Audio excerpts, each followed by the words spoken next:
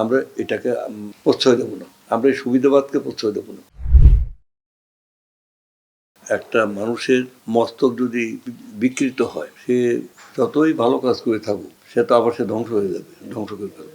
আমাদের কথা হলো যে মানে আমরা কোনো ব্যক্তিকে ঘৃণা করি না, আমরা তার কাজকে ঘৃণা করি। কোনো ব্যক্তিকে ভালোবাসি না, আমরা তার কর্মকে ভালোবাসি। তো মূল্যায়নের জায়গাটা হলো এইটি, যে যেমন অনেকে আছে, বিশেষ করে মধ্য শ্রেণীর মধ্যে এটা বেশি।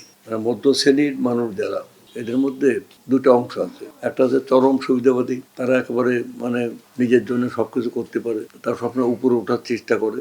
আর আরেকটা শ্রেণী আছে, তারা অত্যন্ত প্রগতিশীল, তারা সমাজ প্রগতিতে বিশ্বাস করে, তারা মানুষের প্রতি দায়িত্বশীল। কারণ মনে রাখতে হবে যে আমাদের দেশ কিন্তু কৃষকের দেশ। 90% লোক এখনো গ্রাম নির্ভর, বা কৃষক অথবা কৃষি পরিবার থেকে এসছে। এবং কৃষক অথবা কৃষি নির্ভর যে 90% জনগণ, এদের নিয়ে কেউ ভাবে না। আর ওই যে সমাজের যে ওই শ্রেণীর যে মানুষগুলো, সে ফ্যাসিজমকে আরো উৎসাহিত করেছে। এরকম কিছু সাংবাদিক, এরকম কিছু বুদ্ধিজীবী, তাদের এই বুদ্ধিবৃত্তি হচ্ছে সুবিধাবাদী চরিত্রের কে বাড়ায় দেওয়ার জন্য।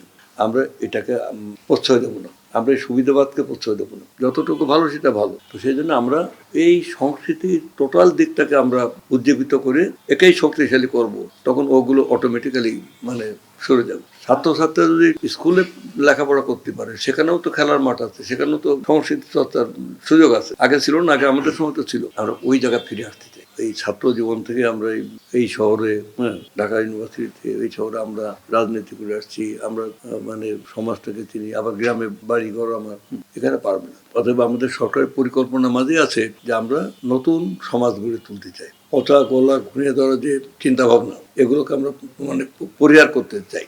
একটা দুর্নীতিমুক্ত, একটা আধুনিক সমাজ আমরা করতে চাই।